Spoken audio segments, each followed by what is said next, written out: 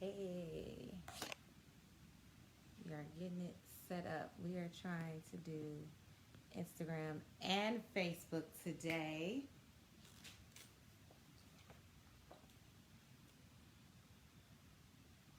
We're going to give everybody a few minutes to come in. Yadi, yadi, hey. So we are going live on Facebook and Instagram, you guys, for the first time. I'm super excited that we get to service both at once. How exciting is that? Like always, we're going to give everybody like 2-3 minutes to get in. And no matter what, just pop in when you feel in and you can get a word and you'll be all good. And excuse me that I'm getting myself together.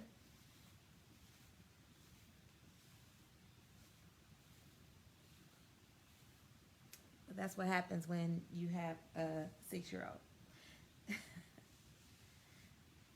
So as people are filling in, um, I'm so glad to be back. I'm so excited to be back.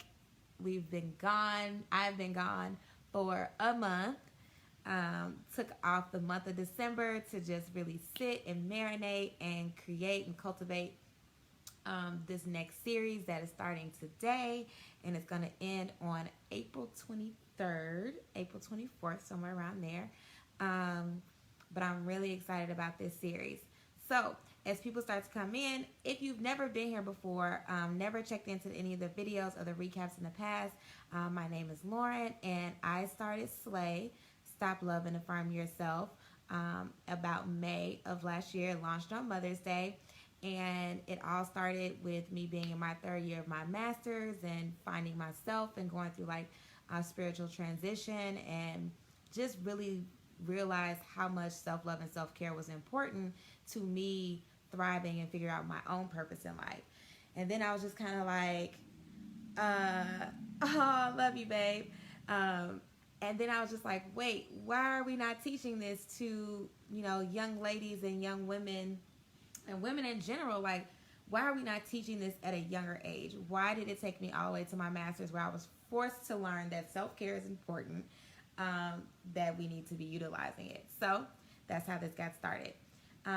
Today's series, for those of you who don't know, we just finished our first series, which was hashtag No Shame in My Walk, which was amazing. It ended with a great event where we reached our goal to raise money, because this is a nonprofit, and we have bigger goals to make, and I want to be able to continue to go to the local schools and deliver this message to schools in Chicago that aren't able to really afford speakers and stuff to come in. And so you guys donating to this non-for-profit, you guys, coming out to the events really allows me as a therapist to go out and do the work, without charging the schools. So I really appreciate all the support you guys have given me in those efforts in the last few months. So this series is entitled hashtag For Color Girls Only. Now, it is a play on words, and I just want to clarify that I am not eliminating anyone that is not of Latina or African American descent. Color, where did this come from? So, for those that know me, I have been coloring my hair now for 6 years. Since I've pretty much given birth to my daughter, I've been coloring my hair. And I really found that my hair color has become my identity. And as I was sitting and thinking about what I wanted to present in this next series, my identity is something that has changed so much and been shaped so much over time. I realized it was kind of like the hair coloring process. My hair color takes time. And Ray will tell you, if you're not following her, go follow Ray Marie on Facebook and Instagram. Quick little plug for my hairstylist. But she has been coloring my hair, and when I say we will be in the shop for hours, like it is a work day doing my hair colors, because I choose the most radical, crazy, like hair colors ever. I'll walk in and be like, okay, Ray, I want blue, green, purple, yellow, and a hint of black at the roots. And she'll be like, okay. But it always works out. And when I come out feeling beautiful and confident and really feel like my hair is a reflection of who I am. So that's how I came up with the title of this series for our Finding Your Identity for Color Girls Only. And so what the breakdown of this series will be is for the month of January, we're going to talk about experiences and how experiences shape our identity. And for the month of February, we're going to talk about relationships. We're going to discuss how relationships shape our identity. And then for the last month, before the second to last month, we are going to talk about labels and how labels shape our identity. Now, yes, some of those things are going to kind of cross culture each other, right? They're going to cross paths. But we're going to try to isolate as much as we can so that we stick to, but you'll definitely see some overlap. And then finally, the last month is called the coloring process. So after 3 months of education, after 3 months of like giving you lessons and me doing the research, I literally do research, guys. Like, I'm not just spilling off the top of my head. Like, I really take the time to research and make sure I'm giving you guys like what's out there, because it's not readily available unless you go to a school and you have access to all these different libraries. And I think that you guys should have this knowledge. So basically what's the last month is called the coloring process. Now that will be my own work. I will be cultivating and curating, thank you, Christiana, some different steps that you can take so that you can figure out your own coloring process. Like, what is my process to find out my identity and who I am? And everyone's coloring process is going to be different. And that's great. But I'm going to give you mine and my framework, and then you can take that and make it as you wish and allow it to, work for you, because there is no one way for something to work. And then finally, we'll have another event. We'll have an event that will kind of bring it together and celebrate that we've finished another series, and also another opportunity to raise money for this nonprofit. And so stay tuned, because the next event is going to be amazing. It will not be a dance event like last time, but I don't want to give out too many details, but I'm telling you it's going to be awesome, and I just can't wait to put it out there and finally allow you guys to see it. So, gave you all the rundown of kind of like what's happening, what we're doing. So I'm going to go ahead and hop into the content because I have so much content for you guys. So this month, again, is experiences. And so originally when I started working on the content for this, I had a specific order. And that order was going to be experiences, childhood experiences, grammar school experiences, grammar school, high school experiences, and then college experiences, and then experiences with violence. Coming from Chicago, coming from the Black community, violence can show its way in many ways, whether it's domestic violence, physical violence, violence from a family member. It's just very prevalent in the city of Chicago. But I felt that it was important to use my platform to address something that has been in the news and on the TV for the last week. And that is the Surviving R. Kelly's docuseries, and which we talk about, or they talk about, domestic violence in that series. So I decided that it would be pertinent and important to take that last session and do it now. So I'm doing it a little bit out of order that I would have rather it come out, but this is fine too. So we'll start with, my story, my connection with the Surviving R. Kelly doc series. So I am going to say that I have the privilege of saying that I am very proud of my cousin, who was one of the featured women in the series. And so Javante Cunningham is my dearest cousin, my first love her to death. And I am so proud of her coming to this point in her life, and deciding that she was ready to speak out. And a lot of times, what we're seeing that in evidence, there's like a half. There's like half of us are like, "Why'd you wait this long?" And then the other half is like, "I'm glad you had the strength to speak up." And there are some things that go into the shaping of those identities of people who either experience domestic violence or are actual abusers in domestic violence situations, or vice versa, are people that lived and just viewed domestic violence, or family violence or physical violence of any sort, even if it's just between, the neighbor next door and, someone on the street. Domestic violence, physical violence, family violence, it's everywhere. And it affects everyone, and it shapes everyone's identity. Excuse me. So, again, the docuseries was very real for my family. It was, it's definitely been a week of, wow, like this is here and this is out. And so I felt like it was very important that I moved up, my conversation about domestic violence in this series to today. So again, Jamonte Cunningham is my cousin. I am about 7 years younger than her. And so I grew up knowing that she was a background dancer for R. Kelly, and I just thought it was the most amazing thing in the world. And I would just be like bragging about her, and I would tell all my friends, like, my cousin did background vocals for Aaliyah, and she background danced for R. Kelly, and like she the bomb, and like, oh my God, because she watched me. She was like, when she was around, she was my babysitter. She was the person that took care of me, like while my mom was at work or my parents were at work, or busy with their things to do as parents, as they as parents have to do work.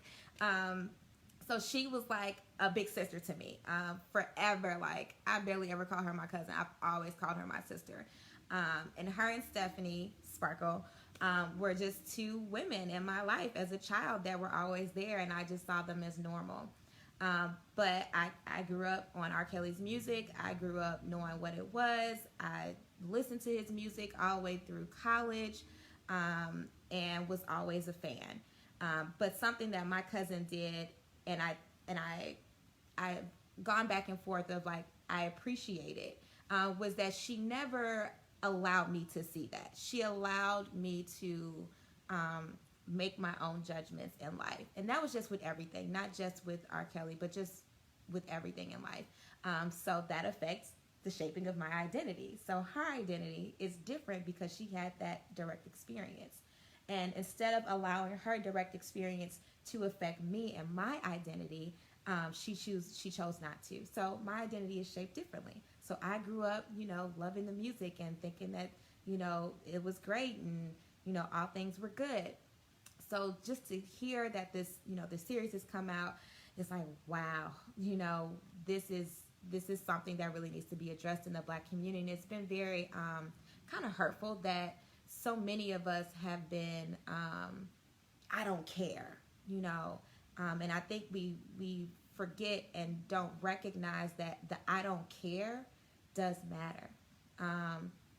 And it's a two-way street. If, Donald Trump says, I don't care, we're enraged, right? We're enraged. If he's like, well, I don't care about a wall going up, or I don't care about, immigrants and their children being separated, or I don't care about those who get government assistance, and like, that's his I don't care. So we're in outrage about that, but we're not in outrage because we have an attachment to music. And music in the Black community, in a lot of minorities communities, in the Latino community, music is like central. And that goes all the way back to slavery. It goes all the way back to the beginning, where music was a way of communication, where song was a way to say, your family made it up north, they are safe, where songs were used to provide others with inspiration in times of our lives where slavery was tough. Slavery was hard. Being separated, I remember my grandmother telling me about how families were on these large, massive boats, and a song could resonate from the back of a boat to the beginning of the boat, where a piece of a family member or a part of a family may be, and just hearing the song, there was a connection. So I understand that people are like, but these songs, but this music, there's a connection to it. There's something there that identifies who we are, identifies family, identifies love, identifies, the day I got married, the day this thing happened, the day that thing happened. So I get that. But, this concept of identity, which is basically who we are, it's our self-concept of who we are, gets affected by these experiences that we're having. This doc series coming out and everything that's happened, this is an experience. This is definitely an experience. Whether we're reviewing these tapes and we're viewing a woman getting rescued by her mother, we're viewing parents that are tearful and missing the child. We're all experiencing this thing together. And so an experience is basically events in our life that impact us. And they can be small or they can be large. They can be direct or they can be indirect, but it's still an experience. And so what we're born with, what happens naturally is we all have the gift of appraisal. And so appraisal is basically our internal evaluation of ourselves and others. And we do that naturally. You wake up and you have that internal voice that goes like, girl, you look good today. Like, yes, that little, you got it. You right. Or even walking down the street and that internal evaluation goes like, he got on them old Jordans from like 1992, but, his jeans are Balenciaga. Smells like he has on Axe spray. It's just internal evaluations happen in an instant. Like our brains are just wired that way, and it's really nothing we can do. Appraisal can be good or bad. It is a way that we're able to relationally connect to others because we do go through appraisal. We built our appraisal from life experiences growing up, and again, this is a little bit out of order, the way I wanted to do it, but those appraisals are like shaped while we're children. We get told like tall is good, short is good, big is good, skinny is good. We get all these different things, and so appraisal comes from like positive experiences, and then it develops and grows over time. So appraisal is basically like our primary human interaction. And that happens no matter what. Like before you kiki with the girl, you look her up and down. You go like, okay, she came with this person, that person, that person. Okay, they laughed, they didn't laugh. All right, looks like it's a good situation. Cool. Hey girl, my name is. So that's that appraisal process that's happening. And what happens when you get into a domestic violence situation? What happens when you get into a position where either you are an abuser, an abusee, or a witness to the violence, a distortion occurs. And that distortion is because you've spent the latter part of the developmental years of your life signifying what your appraisal is. Your appraisal has been built up to say, okay, I accept this, and this. And so this is what I consider to be, a good person, a great person. These are good interactions, great interactions. So I appraise everything as I grow. I experience things. You experience breakups, you experience boyfriends, girlfriends, family members, deaths, weddings, funeral. Like you experience it all. And so then it shapes the things that you're able to then appraise others by. And so when you build up your library of appraisal, then something happens that's not a part of the library. And that becomes a distortion. And so in these situations, women get the appraisal in the beginning. Oh my God, he's loving, he's caring, he cares about my career, he wants to see me grow. All these great things, right? We build an appraisal and say, man, this is an amazing guy. This guy is awesome. He is meeting all the books in the appraisal library, right? Like he is just checking them out. And he like, yes, checking them out. I got all these things in my library. And he is great. This is my initial appraisal of this man, that he is all these great things. So this is the only understanding I have of this person. So then we have an experience.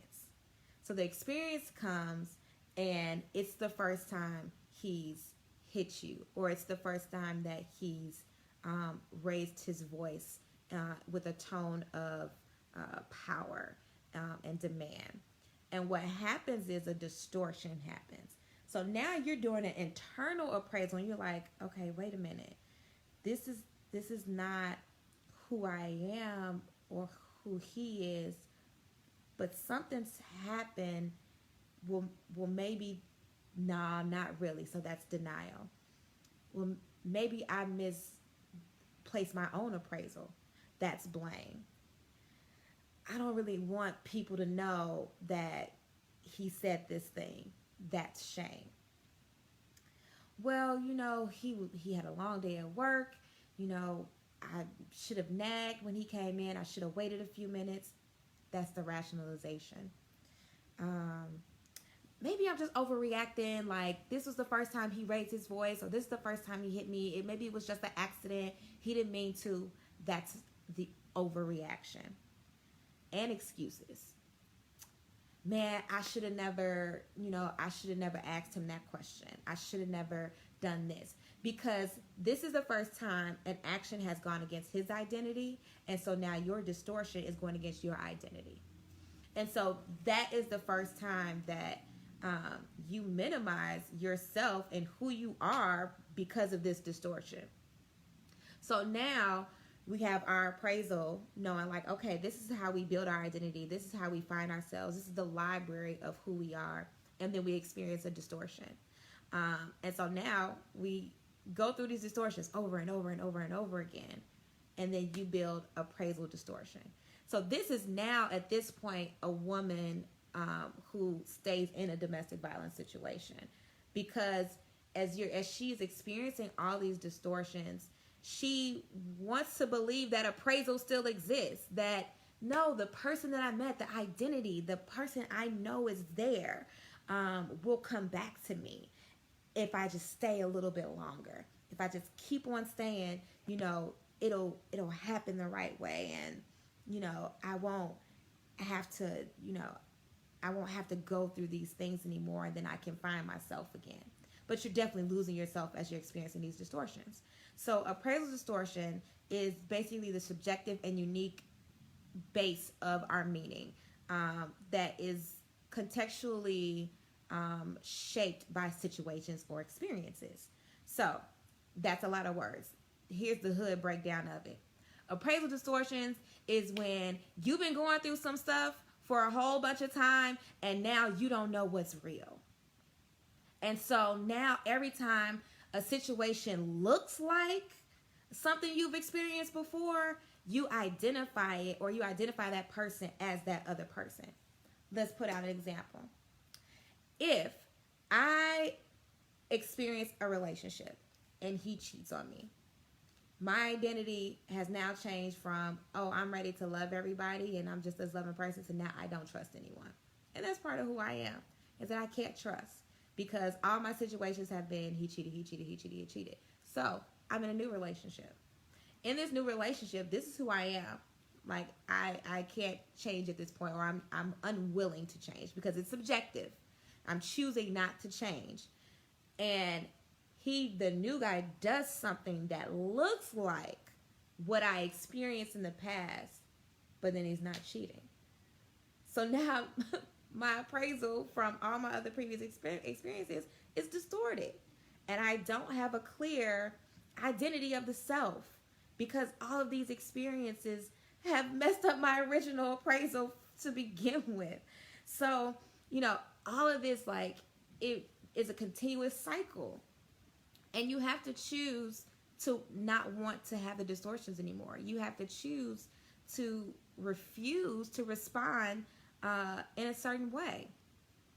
And so, again, this is just a small piece of, how experiences really affect our mindset and affect our outlook of who we are and who others are. And so distortions also, they also come with a moral background, and they have a moral component. And the moral component of appraisal and distortion, because it goes for both, is that someone who has an understanding of humanity and understands that others and views of others and views of self are just important, equally as important, it's harder to get them to distort. Prime example, me who I am now, ain't no way.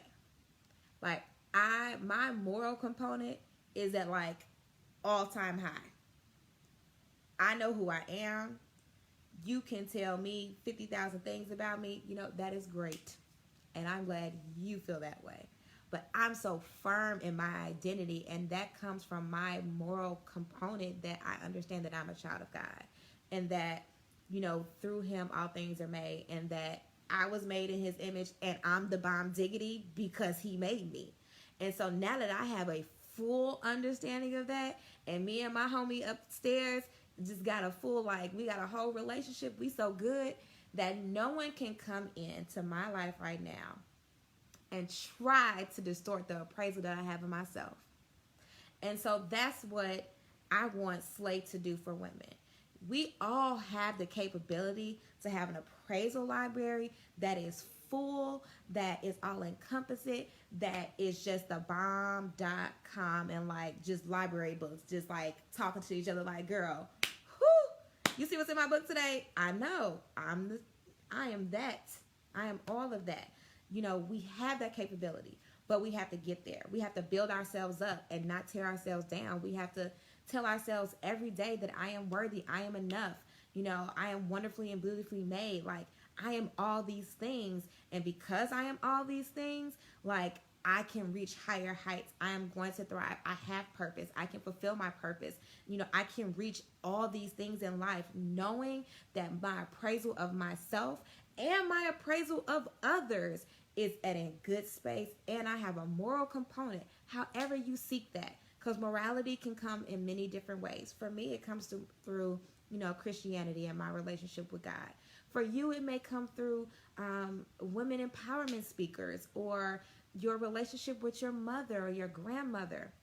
And they may be the base of your moral component, but they've given you enough. They've given you just enough that you have enough moral components that when a distortion comes your way, you're able to push that distortion out and not get into a place where you don't have an identity, you don't seek your identity, or you don't know your identity. Ooh, that was good. Sorry. I'm going to say that one more time. So, again, distortions with a moral component, with a good moral component, can be pushed out when you're able to seek your own identity, you accept your own identity, and you just know you the stuff. Girl, you the stuff. Okay? You are everything. And we don't do enough of that as women, period. Black, white, Asian, American, Trinidadian, Jamaican, I don't care who you are and we don't do enough of it as women. There's so much separation within the woman culture that we don't lift each other up enough at all. And instead, we're distorting each other. We're so busy girl, you this, you that, you this, you that, you that. We're throwing all these distortions at each other that we then are honestly messing up each other's identity. We're taking away the ability for us to empower someone else to find their identity and let them be okay with that. And a lot of what that has to do with is recognizing that self-concept is cool. Having an understanding of self is great. But understanding that others and their moral component and their success and their life and their identity is as equally as important as yours. Yep. So my identity is as equally as important as Michelle Obama's. Just because she was Barack Obama's wife doesn't make her less equal than me. It doesn't make her less important than me. Just because I didn't get caught up in R. Kelly's house and my parents made a decision to not allow me to go to that party that one year for my Sweet 16, now I'll never forget it, doesn't make me any different than the women who are stuck in a cycle of appraisal distortion. So I'm not going to go preaching for a long, long time. This is just the beginning. We have 3 more weeks of experience to talk about, but this is just the start. is to know that your experiences really shape who you are. The things you experience in life from childhood to now continue to shape, and identities are ever changing. You know, my identity a year ago isn't who I am now, but I've had different experiences. You know, I've had different opportunities to experience things. When I travel outside the country for the first time this year, God willing, that'll be another experience, and it'll shape my identity. And my identity will be ever changing and ever growing. But one thing that doesn't change about my identity is that I understand that I have a moral component that allows me to see everyone as equally human, everyone as deserving as I. And so because I have an understanding of that, because I accept that, it's going to reflect in my perception of everything else around me. So thank you guys for tuning in today. It was a lot of content that I tried to put in, and you know, I try to do this in like 20-25 minutes to not take up everybody's time. But if you missed the beginning, it's cool. It's going to be on Facebook. This will be on live that you can recap for the next 24 hours. I appreciate you guys coming out. I hope that, you know, you're able to take a moment today and do your own appraisal. Like, take your moment today before bed and journal, like, oh my God, what is affecting me? You know, what experiences have I gone through that have shaped who I am today? Take a moment, write it out, look at it, do pros and cons of it, reevaluate it and say, man, this is who I am. It's something that I did. I did an own self-appraisal, and it was so good. And it was from that moment on that I realized that I wasn't going to allow the negative experiences in my life to shape my identity anymore. And once I let those things go and I let those things be, sky was the limit. Look at me now. I started my own non-for-profit, and I'm going to keep running forward, and nobody's going to stop me. So again, ladies, I thank y'all for coming out. Next week, Thursday, 8 p.m.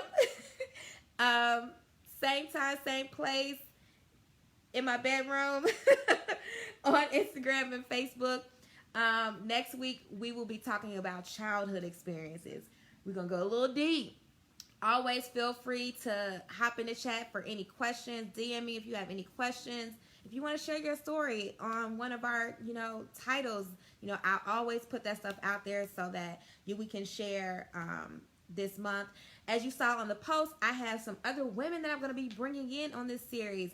One of them is in this chat room right now, Sharsan. That's my cousin. Hey, boo, I love you. She is going to join us on the last month of Labels. And then I have my homegirl, Arvette. She's going to join us next month for relationships. My homegirl, Kirby, is going to join us next month also for relationships. And then my homie, Vicky, is going to join us on the last month for Labels. So this month, all me. Next month and Labels month, I'm going to have some special guests. And we going to chat it up. And we're going to spread this word, you guys. So feel free to like, share, post, whatever. Tell your homegirls you missed out. But you can watch the recap and you can come back next Thursday. So I appreciate you guys. I love you guys. I can't wait to continue to minister to you in my way through giving you real life. I'm telling you, study real life. What's in the notes here, what's in the studies. And I appreciate you guys. One love.